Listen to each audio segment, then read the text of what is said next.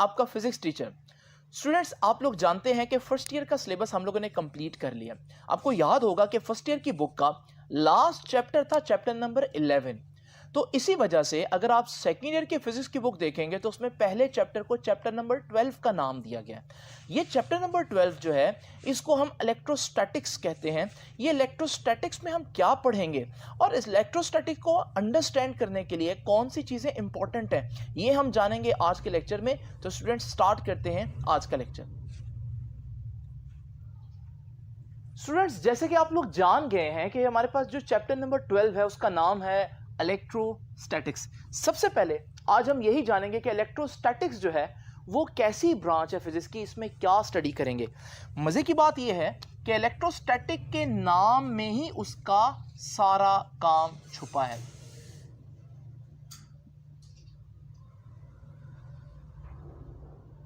तो स्टूडेंट्स, आइए जरा देखते हैं कि इलेक्ट्रोस्टैटिक्स क्या होता है। देखिए, इलेक्ट्रोस्टैटिक्स का जो वर्ड है इसमें अगर आप गौर करें तो आपको ये इलेक्ट्रो का एक वर्ड नजर आ रहा है। इलेक्ट्रो का मतलब होता है चार्ज। जिस तरह एक न्यूट्रल बॉडी होती है, इसी तरह चार्ज्ड बॉडीज भी होती हैं, जिनको भी हमने डिटेल में डिस्कस करना है। और याद रखिएगा, जब हम बात करते हैं स्टैटिक्स की तो स्टैटिक का मतलब होता है स्टेशनरी। जब कोई चीज रुकी हो, एट रेस्ट, तो इसके नाम से ही पता चल रहा है कि हमारे पास इलेक्ट्रोस्टैटिक्स क्या होगा। ये फिजिक्स की वो ब्रांच होगी जिसमें आप चार्जेस को स्टडी करेंगे, इलेक्ट्रो को यानी कि चार्जेस को स्टडी करेंगे। लेकिन एक शर्त है, कैसे चार्जेस को स्टडी करेंगे? वो चार्जेस जो स्टैटिक हो, रेस्ट पर हो, स्टेशनरी हो। तो यहीं से हम इसकी डेफिनेशन बना लेते हैं that what is electrostatics.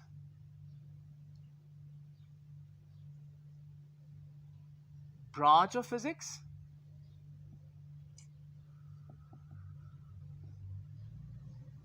that deals with the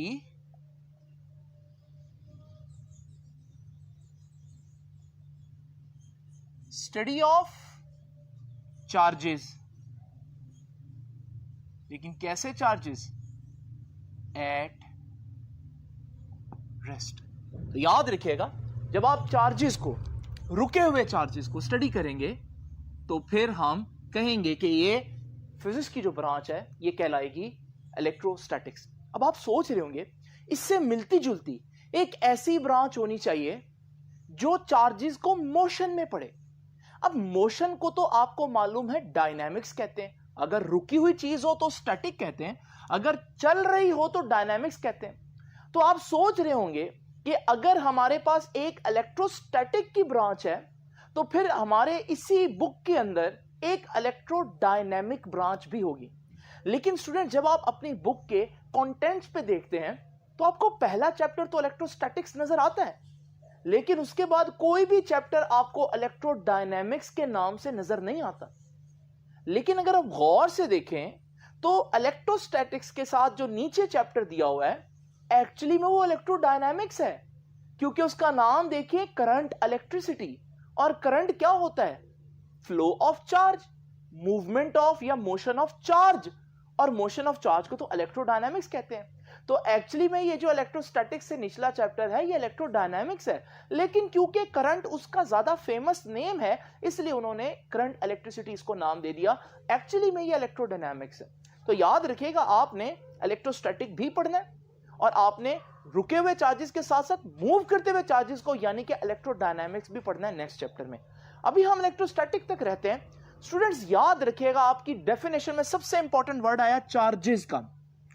सबसे पहले आज का जो लेक्चर है वो इंट्रोडक्शन मैं इसलिए बना रहा हूं कि इस लेक्चर में हम सिर्फ सीखेंगे कि चार्जेस क्या होते हैं और उनकी कुछ इंतहाई इंपॉर्टेंट प्रॉपर्टीज जो पूरे चैप्टर में चलेंगी, इनफैक्ट पूरी बुक में आपके यूज होंगी, लेकिन वो कहीं अलहदा करके बुक ने दी नहीं है। इस वजह से लेक्चर के एंड तक मैं जितनी भी डिस्कशन करूंगा वो सारी चार्जेस के बारे में होगी। तो स्टूडेंट्स, आइए आगाज करते हैं सबसे पहले इसी बात से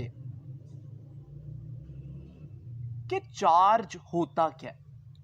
जब हम कहते हैं किसी बॉडी के ऊपर चार्ज है तो ये चार्ज क्या होता है बेसिकली? याद रखिएगा, चार्ज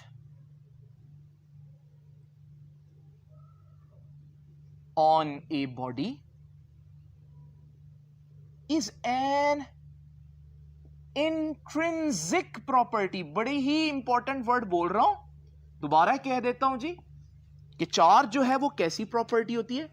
इंट्रिंसिक प्रॉपर्टी होती है। स्टूडेंट्स, ये इंट्रिंसिक प्रॉपर्टी क्या होती है? एक ऐसी प्रॉपर्टी जिसकी कोई बेसिक वजह मालूम ना हो, सिर्फ ये मालूम होता है हमें कि इलेक्ट्रॉन है ना, इस पर एक नेगेटिव चार्ज है, ये तो हमें मालूम है। अगर आपसे कोई पूछेगा इलेक्ट्रॉन पर चार्ज है या नहीं, तो आप फौरन जवाब देंगे electron is a charge body, इस पर नेगेटिव चार्ज होता है। लेकिन अगर आपसे ये कोई पूछे कि इलेक्ट्रॉन के ऊपर चार्ज क्यों होता है, इसका आंसर आप नहीं दे सकते। ये इलेक्ट्रॉन की एक इंट्रिंसिक प्रॉपर्टी है, उसकी अपनी एक प्रॉपर्टी है जिसकी वजह हमें नहीं मालूम। अगर आपको कोई कहे न्यूट्रॉन पे चार्ज होता या नहीं होता, तो आप लोगों ने 9th-10th में पढ़ा कि न्यूट्रॉन न्यूट्रल होता है, इसी लफ्ज से निकला न्यूट्रल से। लेकिन अगर कोई पूछे क्यों होता है, तो आप उसकी वजह नहीं बता सकते। प्रोटॉन पे पॉजिटिव चार्ज क्यों होता है, आप उसकी रीजन नहीं बता सकते। तो याद रखिएगा, जब हम कहते हैं कोई बॉडी चार्ज है, तो ये एक फैक्ट है, ये एक ट्रुथ है, लेकिन इसकी वजह हमें नहीं मालूम होती, इसलिए इसे हम बोलते हैं इंट्रिंसिक प्रॉपर्टी। आप सोच रहे होंगे शायद ये हमने पहली दफा कोई इंट्रिंसिक प्रॉपर्टी पढ़ी है। ऐसा नहीं है, पहले भी आपने एक इंट्रिंसिक प्रॉपर्टी पढ़ी है, लेकिन आपने उसको इंट्रिंसिक के नाम से जाना नहीं था, वो थी मैस। आपको मालूम है, हम कह सकते हैं कि फलां बॉडी के पास मैस है, लेकिन अगर आपसे कोई पूछे उसके पास ये मैस क्यों है, आप इसका जवाब नहीं दे सकते। आप कहेंगे भाई मैस तो होता है, यानी कि mass is an intrinsic property. लेकिन याद रखिएगा, ये जो हमारे पास चार्ज है, जो आज का हमारा आर्टिकल है, ये मैस से थोड़ा सा डिफरेंट है। कैसे? याद रखिएगा, दोनों एक बड़ी इंपॉर्टेंट प्रॉपर्टीज हैं, लेकिन याद रखिएगा बड़ी इंपॉर्टेंट बात, that mass can exist without charge, but charge cannot exist without mass. Charge cannot exist without mass. मिसाल के तौर पर न्यूट्रॉन जो है, आपको मालूम है न्यूट्रॉन के ऊपर कोई चार्ज नहीं होता, लेकिन आप यह जानते हैं कि न्यूट्रॉन का मैस होता है। तो इसका मतलब न्यूट्रॉन एक ऐसी बॉडी है जिसका मैस है लेकिन चार्ज नहीं है, यानी कि मैस चार्ज के बगैर एग्जिस्ट कर सकता है। लेकिन इलेक्ट्रॉन की बात करते हैं, आपको मालूम है इलेक्ट्रॉन का मैस भी होता है और इलेक्ट्रॉन पर चार्ज भी होता है। इसका मतलब जब किसी चीज पर चार्ज हो तो फिर उसका मैस लाजमी होगा, तो चार्ज मैस के बगैर एग्जिस्ट ही नहीं कर सकता। तो ये बड़ी इंपॉर्टेंट बात है, चार्ज के बारे में याद रखिएगा। अब ये तो हो गया, हमने देखा कि चार्ज एक इंट्रिंसिक प्रॉपर्टी है। याद रखिएगा, हम अपने काम को आसान करने के लिए जिस चार्ज को फोकस करेंगे वो चार्ज होगा एक पॉइंट चार्ज। आपको पता है मैथ्स में पॉइंट किसको बोलते हैं? एक चीज इतनी छोटी हो कि ना उसकी विड्थ हो, ना उसकी हाइट हो, ना उसकी लेंथ हो, यानी वो डायमेंशन लेस हो, उसे हम कह देते हैं ये तो एक पॉइंट है। बिल्कुल इसी तरह से पॉइंट चार्ज क्या होगा? इतना छोटा हो चार्ज कि ना उसकी लेंथ हो, ना विड्थ हो, ना हाइट हो, तो हम उसको पॉइंट चार्ज कंसीडर करेंगे। याद रखिएगा, तो व्हाट इज पॉइंट चार्ज? आप कह सकते हैं आसान अल्फाज में, चार्ज ऑन ए पॉइंट, या आप ये भी कह सकते हैं डायमेंशनलेस चार्ज। डायमेंशनलेस चार्ज यानी कि एक ऐसा चार्ज जिसकी कोई डायमेंशन नहीं है, ना लेंथ है, ना विड्थ है, ना हाइट है। अच्छा, यहां पर एक कंफ्यूजन होती है बच्चों को कि असल में तो कोई पॉइंट चार्ज हो नहीं सकता। ये अप्रोक्सीमेशन में हम करते हैं, हमें ये सपोज करना पड़ता है इलेक्ट्रोस्टैटिक्स को स्टडी करने के लिए, याद रखिएगा, समटाइम्स हमारे पास कोई चार्ज जो है वो बहुत छोटा नहीं होता, वो पॉइंट चार्ज नहीं है। फॉर एग्जांपल ये जो चार्ज मैं आपके सामने शो कर रहा हूं, ये तो बहुत बड़ा सफेयर है, क्या ये पॉइंट चार्ज है? नहीं। इसके साथ एक और चार्ज इमेजिन करें, क्या ये पॉइंट चार्ज है? हरगिज नहीं।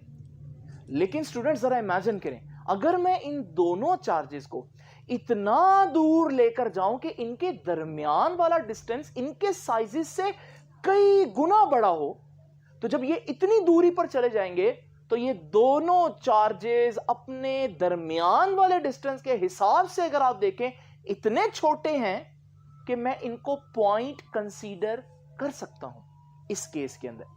यानी कि दर हकीकत अगर आप एक को देखते हैं तो वो पॉइंट जितना छोटा नहीं है, लेकिन अगर आप इस दोनों चार्जेस के केस को स्टडी करते हैं, ये इतने दूर हैं, इनके दरमियान का फासला इनके साइजेस के मुकाबले में इतना ज्यादा है कि हम इनको इतना छोटा इमेजिन कर सकते हैं कि हम कह दें भाई ये पॉइंट चार्जेस हैं।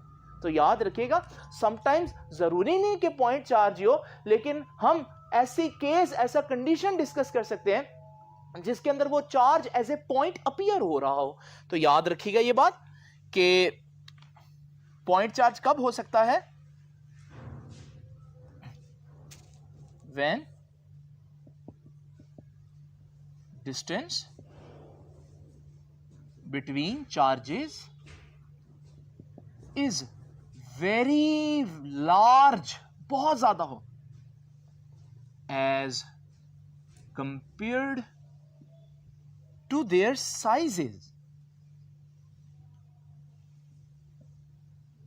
अगर उनके दरमियान का फासला उनके साइज से बहुत ज्यादा हो तो फिर हम उनको पॉइंट चार्ज कंसीडर कर सकते हैं। ठीक है जी। Then they can be considered as point charges. तो हम उनको पॉइंट चार्जेस कंसीडर कर सकते हैं। ये तो हो गया स्टूडेंट्स हमारे पास पॉइंट चार्ज का इंट्रोडक्शन। आगे चल के आप एक और टर्म भी पढ़ेंगे, टेस्ट चार्ज। आमतौर पर पॉइंट चार्ज को भी हम टेस्ट चार्ज भी कह देते हैं, लेकिन मैं इसको मजीद आगे चलकर ही डिस्कस करूंगा। नाउ स्टूडेंट्स जरा तवज्जो से, ये बहुत इंपॉर्टेंट बात है कि हम देखेंगे what are the types of charges। Charges कितने किस्म के होते हैं? याद रखिएगा स्टूडेंट्स, एक शख्स का नाम जिसका नाम था बेंजामिन फ्रैंकलिन।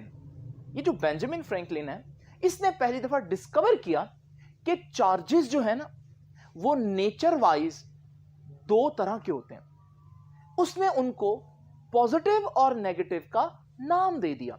याद रखिएगा स्टूडेंट्स, जब टाइप्स ऑफ चार्जेस की बात करनी है तो हम कहेंगे Benjamin Franklin divide charges into two categories. इसने दो कैटेगरीज बना दी चार्जेस की। नंबर वन,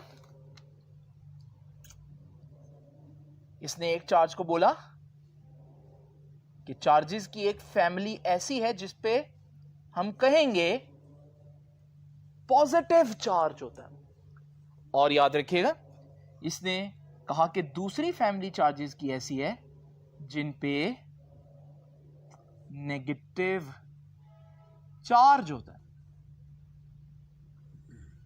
याद रखिएगा, जब हम पॉजिटिव चार्ज की एग्जांपल आपको देंगे तो उसमें फेमस एग्जांपल है प्रोटॉन,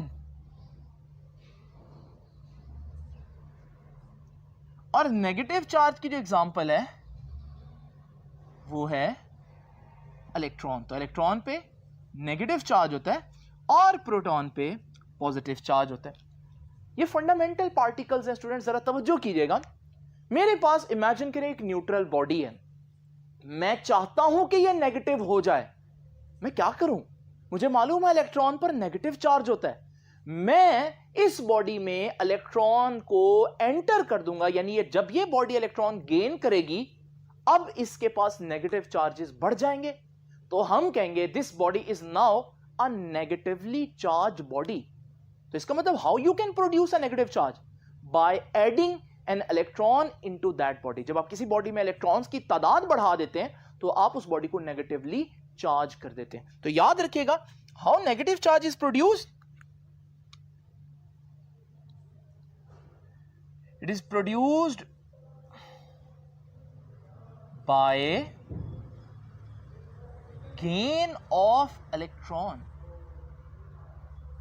अगर हम किसी बॉडी में इलेक्ट्रॉन एंटर करें, वो बॉडी गेन करे इलेक्ट्रॉन को, तो हम कहते हैं कि वो नेगेटिव बन गए। केमिस्ट्री में आप वर्ड पढ़ेंगे, वो नेगेटिव आयन बन गया।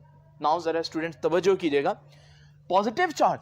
अब आप सोच रहे होंगे कि पॉजिटिव चार्ज फिर कैसे बनाएंगे? अगर सर कह रहे हैं कि नेगेटिव चार्ज बनाने के लिए इलेक्ट्रॉन एंटर कर दो, तो फिर पॉजिटिव चार्ज बनाने के लिए प्रोटॉन एंटर कर दो। लेकिन ऐसा नहीं होगा स्टूडेंट्स। उसकी वजह क्या है? इलेक्ट्रॉन फ्री होते हैं। किसी भी एटम में इलेक्ट्रॉन जो है वो आउटर बाउंड्री पर होते हैं, बाहर वाली साइड पर होते हैं, तो ये इलेक्ट्रॉन आ सकते हैं, जा सकते हैं। लेकिन आपको मालूम है प्रोटॉन कहां होता है? प्रोटॉन तो न्यूक्लियस के अंदर बंद होता है। इसका मतलब प्रोटॉन का निकलना या प्रोटॉन का ऐड करना इतना आसान नहीं है। तो आम कंडीशन में प्रोटॉन इन्वॉल्व नहीं होता। इस वजह से अगर आपने किसी बॉडी पर पॉजिटिव चार्ज लाना है तो प्रोटॉन नहीं एंटर कर सकते, क्योंकि प्रोटॉन को आप नहीं छेड़ेंगे। तो फिर आप क्या करेंगे?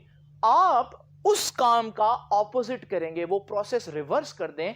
एक न्यूट्रल बॉडी से आप एक इलेक्ट्रॉन निकाल लें। तो जब आप एक इलेक्ट्रॉन निकाल लेंगे तो वहां इलेक्ट्रॉन की शॉर्टेज हो जाएगी। इसी को हम कहेंगे ये पॉजिटिव चार्ज आ गया। तो याद रखिएगा, पॉजिटिव चार्ज कैसे प्रोड्यूस किया जाता है?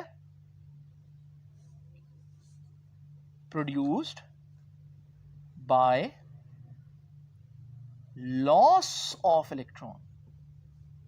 यानी कि स्टूडेंट्स हमने क्या सीखा कि हमारे पास नेगेटिव चार्ज हो या पॉजिटिव चार्ज हो, दोनों के बनने की वजह इलेक्ट्रॉन ही होता है। प्रोटॉन क्योंकि न्यूक्लियस के अंदर बंद होते हैं तो वो इन रिएक्शंस में जनरली टेक पार्ट नहीं करते।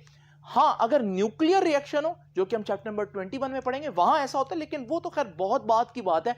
अभी आप लोग याद रखिएगा कि बॉडीज जो हैं उनमें दो तरह के चार्जेस होते हैं। पॉजिटिव चार्ज होता है, नेगेटिव चार्ज होता है। अगर किसी बॉडी में इलेक्ट्रॉन एंटर करे वो नेगेटिवली चार्ज हो जाती है। अगर किसी बॉडी में आप इलेक्ट्रॉन जो है ना रिमूव कर दें तो फिर आप देखेंगे उस पर पॉजिटिव चार्ज हो जाएगा। आइए जरा स्टूडेंट्स अब इस लेक्चर को मजीद आगे लेकर चलते हैं और चार्जेस की कुछ और बहुत अहम प्रॉपर्टीज डिस्कस करते हैं।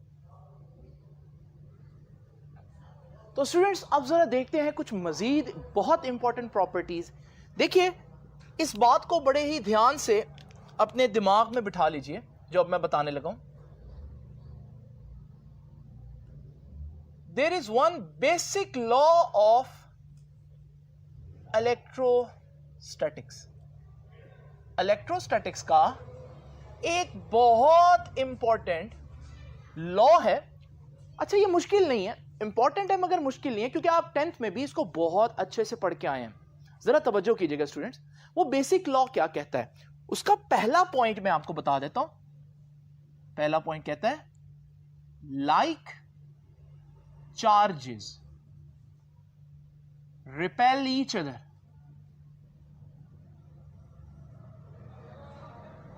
ये पहला लॉ है। लाइक चार्जेस हमेशा एक दूसरे को रिपेल करते हैं। फॉर एग्जाम्पल, अगर हम देखिए एक पॉजिटिव चार्ज है और दूसरा पॉजिटिव चार्ज है, तो आप देखेंगे ये पॉजिटिव चार्ज एक दूसरे पर कुछ इस तरह से फोर्स लगाएंगे कि ये एक दूसरे से दूर जाने की कोशिश करेंगे। इसे हम कहते हैं रिपल्शन। और अगर एक नेगेटिव चार्ज हो और दूसरा नेगेटिव चार्ज हो तो आप देखेंगे वो भी एक दूसरे से दूर जाने की कोशिश करेंगे। इसे हम कहते हैं रिपल्शन। तो याद रखिएगा, जो लाइक चार्जेस हैं, लाइक का मतलब क्या है? जो सेम चार्जेस हैं वो हमेशा एक दूसरे को रिपेल करते हैं। या बहुत सी जगहों पर देखेंगे, आगे मैं एग्जांपल्स में लेकर भी आऊंगा। अभी तक के लिए बस इतना ही कि अगर हमारे पास दो पॉजिटिव चार्जेस हों और वो करीब करीब पड़े हों, तो क्योंकि वो दोनों पॉजिटिव हैं, वो लाइक चार्जेस हैं, वो एक दूसरे को रिपेल करेंगे। और अगर हमारे पास एक नेगेटिव और दूसरा नेगेटिव हो, तो फिर आप देखेंगे वो एक दूसरे से दूर जाने की कोशिश करेंगे, रिपेल करेंगे। नाउ स्टूडेंट्स, दूसरा इंपॉर्टेंट पॉइंट क्या कहता है? दूसरा पॉइंट कहता है कि unlike charges attract each other.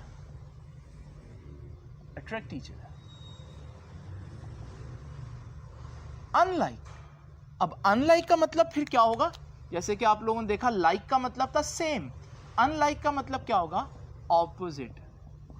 यानी अगर मेरे पास एक पॉजिटिव चार्ज है और दूसरा नेगेटिव चार्ज है, फिर आप क्या ऑब्जर्व करेंगे? फिर आप देखेंगे कि ये दोनों अगर इनको अलाउ किया जाए तो एक दूसरे की तरफ आने की कोशिश करेंगे। दूसरे अल्फाज में, जो ऑपोजिट चार्जेस हैं उनमें हमारे पास अट्रैक्शन होती है। तो याद रखिएगा, अगर मेरे पास एक पॉजिटिव चार्ज है और दूसरा नेगेटिव है और मैं इनको छोड़ूं, तो आप देखेंगे कि वो एक दूसरे की तरफ भागेंगे, यानी कि अट्रैक्ट करेंगे। यहां आपने एक बात नोट की, चार्जेस मैसेज से डिफरेंट क्यों होते हैं? लॉ ऑफ ग्रेविटेशन में हम लोगों ने डिस्कस किया था कि मैसेज हमेशा एक दूसरे को अट्रैक्ट करते हैं। जमीन चांद को अट्रैक्ट करता है, सूरज जमीन को अट्रैक्ट कर रहा है, लेकिन मैसेज रिपेल नहीं कर सकते। मैं जमीन पर खड़ा हूं तो जमीन हमेशा मुझे अट्रैक्ट करेगी, ऐसा नहीं हो सकता कि जमीन मुझे रिपेल कर दे। लेकिन चार्जेस में एक बड़ी ही नई किस्म की चीज हम लोगों ने देखी, और वो ये है कि वो अट्रैक्ट करने के साथ साथ रिपेल भी कर सकते हैं। इसलिए बेंजामिन फ्रैंकलिन ने चार्जेस को दो कैटेगरीज में डिवाइड किया, पॉजिटिव और नेगेटिव। आप सोच होंगे यहां ये बेसिक लॉ खत्म हो गया होगा। नहीं स्टूडेंट्स, एक बहुत इंपॉर्टेंट बात जो अक्सर बच्चे इग्नोर करते हैं, ये सबसे इंपॉर्टेंट है जी। मैं इसको भी आपके सामने एक्सप्लेन करने लगा। हमने देखा लाइक चार्जेस का बिहेवियर, हमने देखा अनलाइक चार्जेस का बिहेवियर। एक इंपॉर्टेंट प्रॉपर्टी जो अक्सर हम इग्नोर कर देते हैं वो ये है कि अ चार्ज बॉडी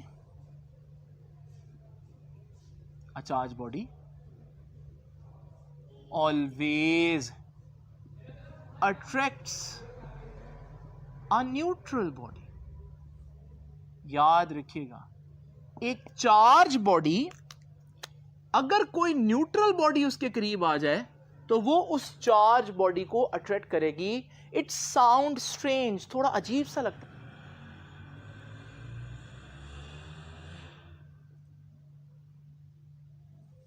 कि यार ये कैसे हो सकता है। तो मैं आपको बताता हूं ये कैसे हो सकता है। जरा इमेजिन करें स्टूडेंट्स, ये मेरे पास एक न्यूट्रल बॉडी है। आप समझते हैं क्या न्यूट्रल बॉडी पर चार्ज नहीं होता? नहीं स्टूडेंट्स, ऐसा नहीं होता।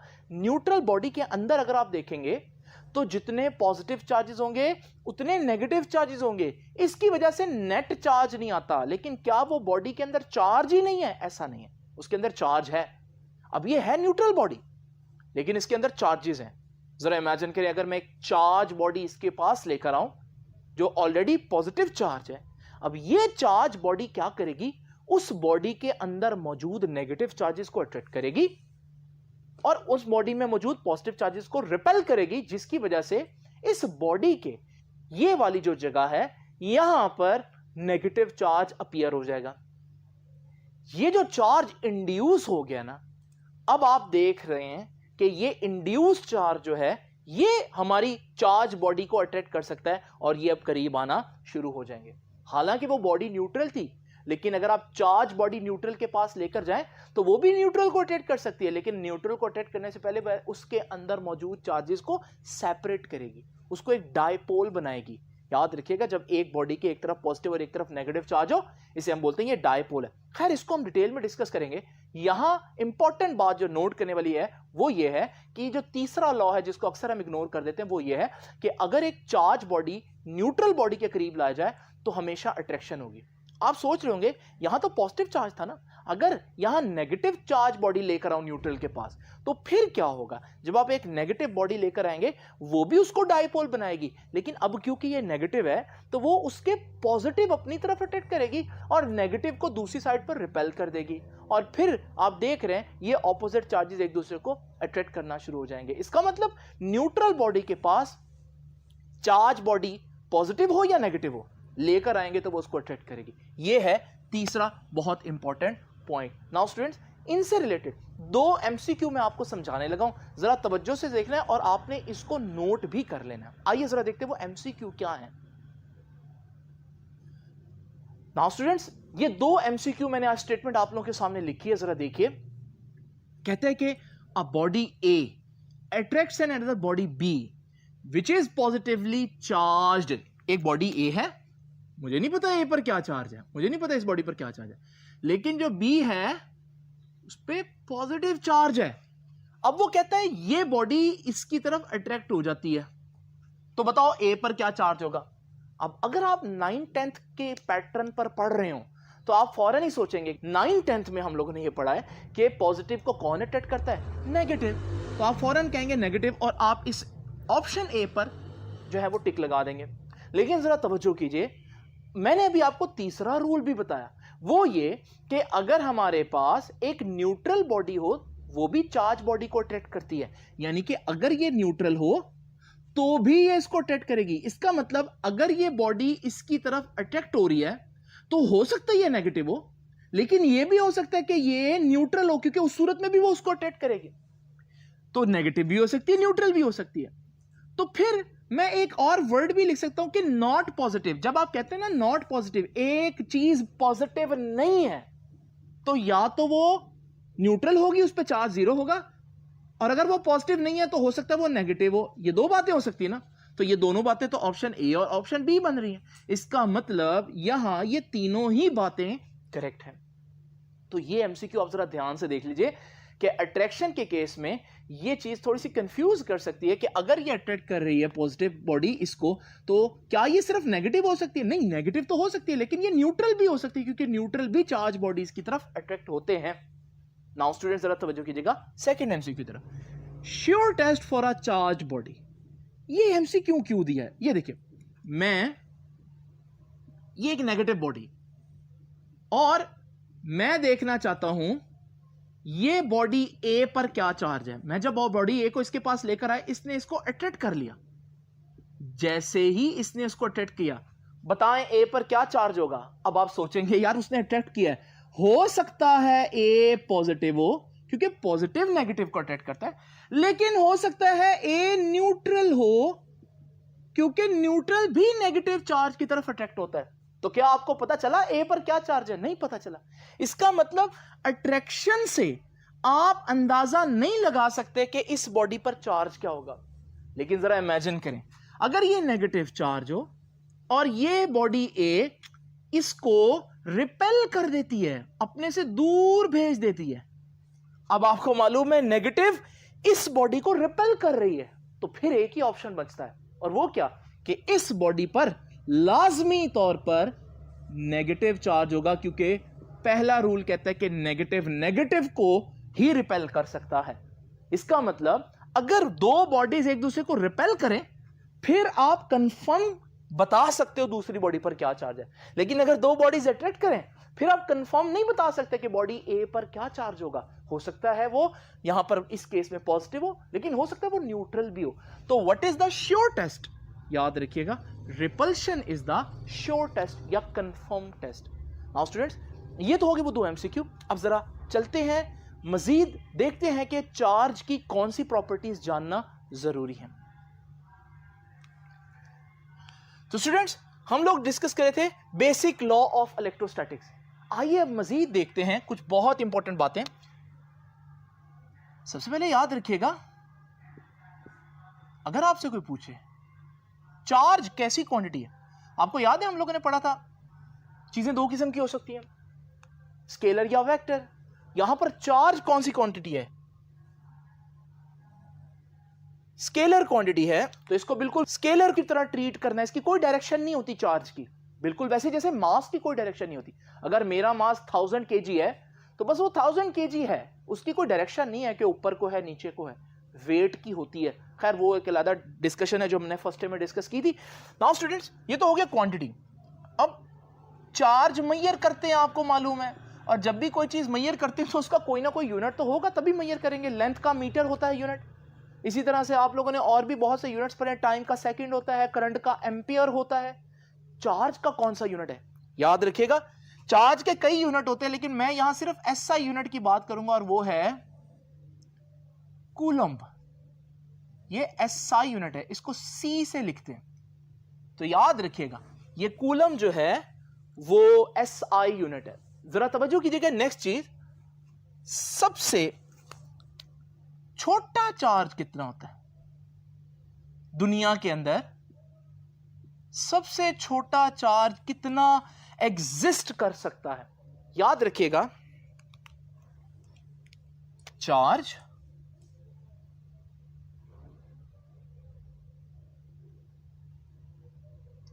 on an electron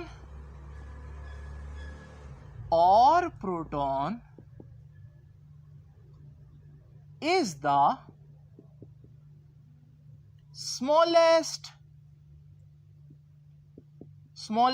charge in the universe.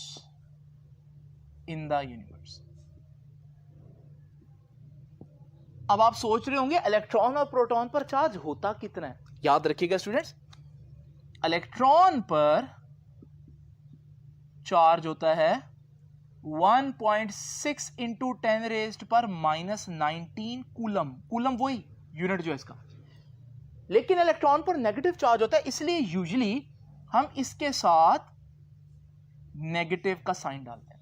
और अब आप सोच रहे होंगे प्रोटॉन पर कितना चार्ज होता है, तो याद रखिएगा प्रोटॉन पर 1.6 इंटू 10 रेज्ड पर -19 कूलम ही होता है, लेकिन पॉजिटिव में होता है। तो मैग्नीट्यूड देखें तो दोनों का सेम है। स्टूडेंट्स याद रखिएगा, ये जो वैल्यू है ना 1.6 इंटू 10 रेज्ड पर -19, क्योंकि ये कोई आम चार्ज नहीं है, ये कायनात में पाया जाने वाला सबसे छोटा चार्ज है, इसलिए इसको हम देंगे सिंबल ई का।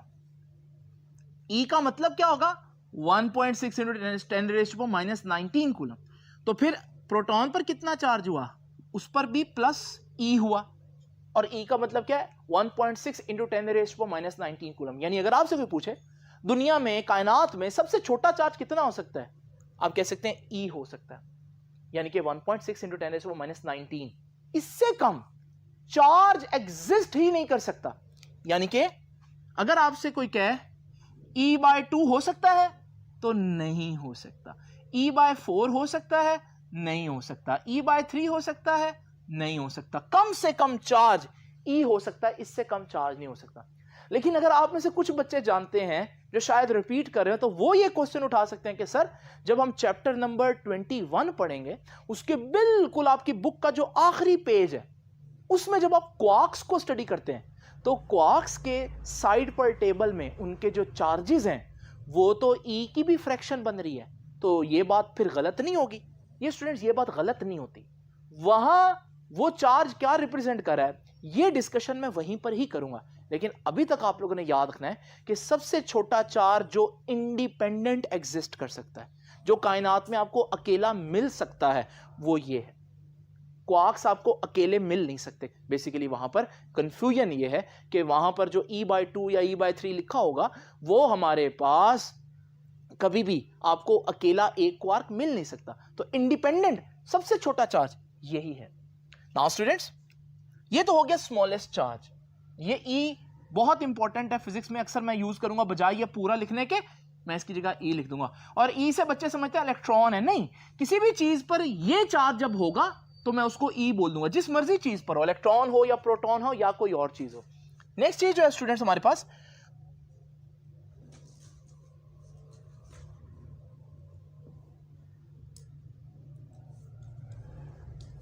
वो है चार्जेस की एक बहुत इंपॉर्टेंट प्रॉपर्टी, और वो है क्वांटाइजेशन ऑफ चार्ज। ये क्या बात हुई? ये क्या कहता है जी क्वांटाइजेशन ऑफ चार्ज? ये कहता है कि a body can only have charge multiple of E। ये जो E मैंने भी बताया, वो कहता है कि किसी बॉडी पर जो चार्ज है ना वो इस वैल्यू यानी कि E का मल्टीपल होगा। मतलब क्या है? यानी कि या तो वो एक E का चार्ज होगा, या उसका डबल होगा, या ट्रिपल होगा, या 4 टाइम्स या 5 टाइम्स। 2.5 नहीं हो सकता। उसकी वजह क्या है? उसकी वजह क्या है? ये देखिए, ये मेरे पास एक न्यूट्रल बॉडी है। अगर मैं एक इलेक्ट्रॉन ऐड करता हूं, याद है इलेक्ट्रॉन पर कितना चार्ज होता था? E। तो माइनस E इस केस में हम देखते हैं क्योंकि इलेक्ट्रॉन पर नेगेटिव चार्ज है। जब ये ऐड होगा तो आपको पता है बॉडी के ऊपर माइनस E चार्ज हो जाएगा। अगर 2 इलेक्ट्रॉन ऐड करूं तो -2E, अगर 3 इलेक्ट्रॉन ऐड करूं तो -3E, 10 इलेक्ट्रॉन ऐड करूं तो -10E, और n इलेक्ट्रॉन्स ऐड करूं तो Ne। यानी कि अगर मैं बॉडी पर 2.5E चार्ज लाना चाहता हूं, इसके लिए मुझे क्या करना पड़ेगा? एक इलेक्ट्रॉन ऐड किया, ये हमारे पास -1E आ गया, एक और इलेक्ट्रॉन ऐड किया, -2E आ गया। अब मैं क्या आधा इलेक्ट्रॉन ऐड करूं, फिर ही -2.5E आएगा ना। लेकिन क्या आधा इलेक्ट्रॉन एग्जिस्ट करता है? नहीं।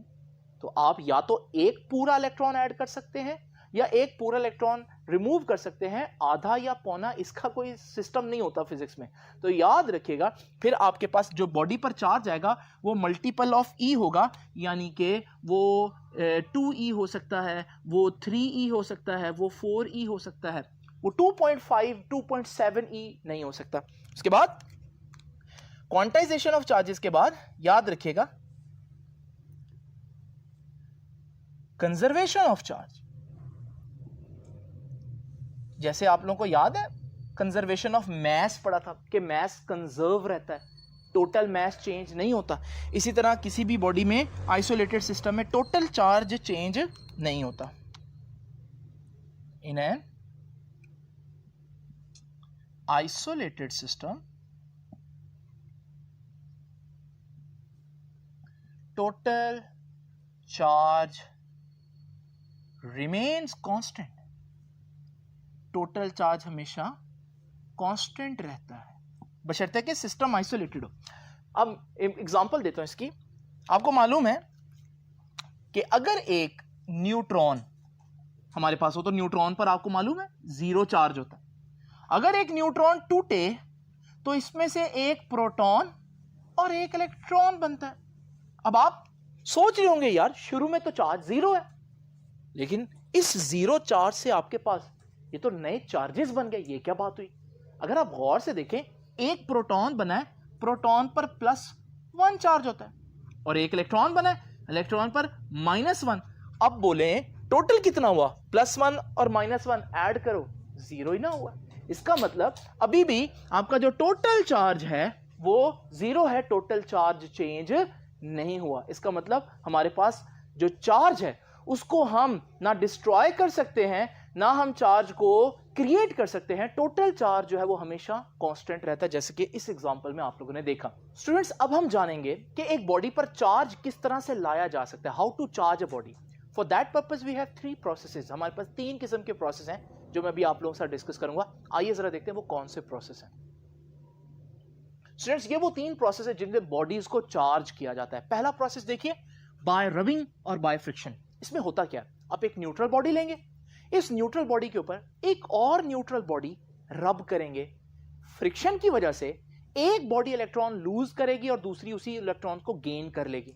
जिस बॉडी ने इलेक्ट्रॉन लूज किए उस पर पॉजिटिव चार्ज आ जाएगा, ये हमने पहले पढ़ा, और जो इलेक्ट्रॉन गेन करेगी उस पर नेगेटिव चार्ज आ जाएगा। और आप लोगों ने देखा दोनों बॉडीज चार्ज हो गए, लेकिन किस प्रोसेस के जरिए? रब करने की वजह से, फ्रिक्शन की वजह से।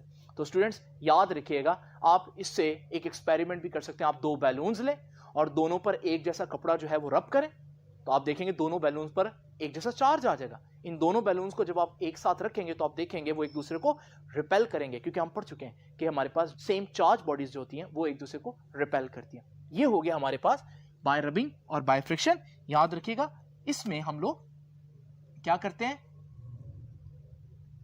To neutral bodies are brought into contact. दो न्यूट्रल बॉडीज को आपस में चार्ज किया जाता है रब करके। अच्छा, दूसरा मेथड देखते हैं। दूसरा मेथड है बाय कंडक्शन। इसमें क्या होता है, इमेजिन करें ये मेरे पास एक न्यूट्रल बॉडी है। अब मैं क्या करूंगा, मैं एक चार्ज बॉडी लूंगा। आप सोचेंगे इसको कैसे चार्ज किया होगा, इसको हो सकता है मैंने वही रब करके फ्रिक्शन के जरिए चार्ज किया। बहरहाल मेरे पास एक चार्ज बॉडी होगी और मैं इस चार्ज बॉडी को न्यूट्रल बॉडी से टच कर दूंगा, जिसकी वजह से कुछ चार्ज जो है वो इसमें से ट्रांसफर होकर न्यूट्रल बॉडी में चला जाएगा और अब आप देखेंगे न्यूट्रल बॉडी फिर से चार्ज हो गई है। इस प्रोसेस को बोलते हैं कंडक्शन के जरिए चार्ज हुई। तो याद रखिएगा, कंडक्शन में आप क्या करते हैं, कंडक्शन में अ charge body is brought in contact, contact में लाई जाती है किसके साथ, in contact with a neutral body. ये फर्क है, पहले दो न्यूट्रल बॉडीज इन्वॉल्व थी, अब एक चार्ज बॉडी है और एक न्यूट्रल बॉडी है और वो दोनों आपस में कॉन्टैक्ट कर रही हैं, जिसकी वजह से एक दूसरे पर न्यू चार्ज बॉडी का जो चार्ज है वो न्यूट्रल बॉडी के ऊपर आ रहा है। इसकी एग्जांपल अगर आप लोगों ने देखनी हो तो ये देखें, ये मेरे पास एक कोक का कैन है जो कि चार्ज है। जब आप इसके ऊपर ये डॉल जो है रखते हैं तो आप देखेंगे कि ये जो डॉल है इसके ऊपर भी वही चार्ज आ जाएगा। जब इसके सारे बालों पर वही चार्ज आ जाएगा, सपोज करें पॉजिटिव, तो आप देखेंगे ये जो सारे बाल हैं एक दूसरे को रिपेल करने की वजह से इस तरह से आपको दिखेंगे। ये बता रहा है कि डॉल जो है उसने वो पॉजिटिव चार्ज कहां से लिया है, वो कोक के चार्ज्ड कैन से लिया है। तो इस तरह से अगर हमारे पास एक चार्ज बॉडी हो तो उससे आप एक न्यूट्रल बॉडी को टच करके उसमें चार्ज लेकर आ सकते हैं। बिल्कुल इसी तरह से आगे चल के आप लोग पढ़ेंगे कि जब हमने एक कैपेसिटर को चार्ज करना हो तो कैपेसिटर की प्लेट्स के साथ हम बैटरी को अटैच करते हैं। तो यहां पर भी हम बैटरी के पॉजिटिव और नेगेटिव से अटैच करके कैपेसिटर को चार्ज कर रहे हैं। ये भी कैपेसिटर की चार्जिंग है बाय कंडक्शन। तो आप लोगों ने देखा कि कंडक्शन और रबिंग में फर्क है, उसमें दोनों न्यूट्रल बॉडीज होती हैं, इसमें एक चार्ज और एक न्यूट्रल। अब इंडक्शन क्या होता है, इंडक्शन में भी एक चार्ज बॉडी होती है, एक न्यूट्रल होती है, लेकिन ये कांटेक्ट में नहीं आती। फॉर एग्जांपल ये देखिए, मेरे पास एक न्यूट्रल बॉडी है और आपको मालूम है ये न्यूट्रल है, इसका ये मतलब नहीं इसके अंदर चार्जेस नहीं है, इसका मतलब है कि इसमें जितने पॉजिटिव है उतने नेगेटिव चार्जेस हैं। अब आप क्या करते हैं, आप इसके करीब एक चार्ज बॉडी लेकर आते हैं। वो चार्ज बॉडी सपोज करें पॉजिटिवली चार्ज है, वो पॉजिटिवली चार्ज उस बॉडी के अंदर नेगेटिव चार्जेस को अपनी तरफ अट्रैक्ट कर लेगी, तो बॉडी के इस सिरे पर नेगेटिव चार्ज आ जाएगा और रिपल्शन की वजह से बॉडी के दूसरे सिरे पर जो है वो पॉजिटिव चार्ज आ जाएगा। तो स्टूडेंट्स यहां पर भी आपने बॉडी को चार्ज कर दिया, लेकिन body as a whole neutral है, क्योंकि चार्जेस ट्रांसफर नहीं हुए, सिर्फ दूर से ही चार्जेस को आपने सेपरेट कर दिया, यानी कि बॉडी को आपने पोलराइज कर दिया। ये पोलराइजेशन को हमने डिटेल में डिस्कस करना है, इसलिए इसको बाद में हम देखेंगे, लेकिन आपने बहरहाल बॉडी को किसी हद तक चार्ज कर दिया। ये जो हमारे पास प्रोसेस है ये है बाय इंडक्शन। इसमें क्या होता है, इसमें अ charge body is brought in contact, नहीं इज ब्रॉट नियर, बस करीब लेकर आएंगे, टू ए न्यूट्रल बॉडी। तो स्टूडेंट्स आप लोगों ने देखा कि ये तीनों प्रोसेस जो है वो चार्जिंग के लिए यूज होते हैं। अब इंडक्शन के एक्सपेरिमेंट में आप लोगों को बता देता हूं। आप लोग क्या करें, एक पीवीसी पाइप को पहले तो आप रब करके पीवीसी पाइप को चार्ज कर लें। अब होगा क्या, अगर आप इस पीवीसी पाइप के सामने एक कोक का कैन रखें, आप टच नहीं भी करेंगे तो आप देखेंगे कोक का कैन जो है वो इस पीवीसी पाइप की तरफ भागेगा। ये कोक के कैन के ऊपर चार्ज कहां से आ गया, हालांकि तो वो न्यूट्रल था, उसकी रीजन ये इंडक्शन का प्रोसेस है। आप कोक के कैन के अलावा अगर आप वाटर की एक स्ट्रीम के साथ ये पाइप करीब लेकर आए तो आप देखेंगे वाटर की स्ट्रीम भी इसकी तरफ अट्रैक्ट होगी, और आप कोई और एक्सपेरिमेंट भी करेंगे तो आप देखेंगे पीवीसी पाइप की तरफ वो चीज अट्रैक्ट होगी। ये सारे एक्सपेरिमेंट जो मैं आप लोगों को बता रहा हूं, इसमें जो प्रोसेस है चार्जिंग का, जो दूसरी न्यूट्रल बॉडी को चार्ज कर रहा है, वो है इंडक्शन। स्टूडेंट्स ये था हमारा आज का लेक्चर। आप लोगों ने देखा कि मैंने अभी तक कूलम्स लॉ स्टार्ट नहीं किया, जो कि एक्चुअली आपका पहला लेक्चर बनता है। मैंने कोशिश की है कि पहले इलेक्ट्रोस्टैटिक्स पढ़ने से हम क्यों ना एक दफ़ा चार्जेस की सारी इंफॉर्मेशन पढ़ लें, बजाय इसके कि हम इसको डिफरेंट जगहों पर पढ़ें। हमने इसी सारी इंफॉर्मेशन को एक ही वक्त में आपको बता दिया। इसको आप अच्छी तरह से देखें, अगर नहीं समझ में आता दोबारा लेक्चर देखें, लिख लें इन सारी चीज़ को, नोट्स बना लीजिए। आपसे मुलाकात होगी अब इंशाल्लाह नेक्स्ट लेक्चर में। तब तक के लिए अल्लाह हाफिज़।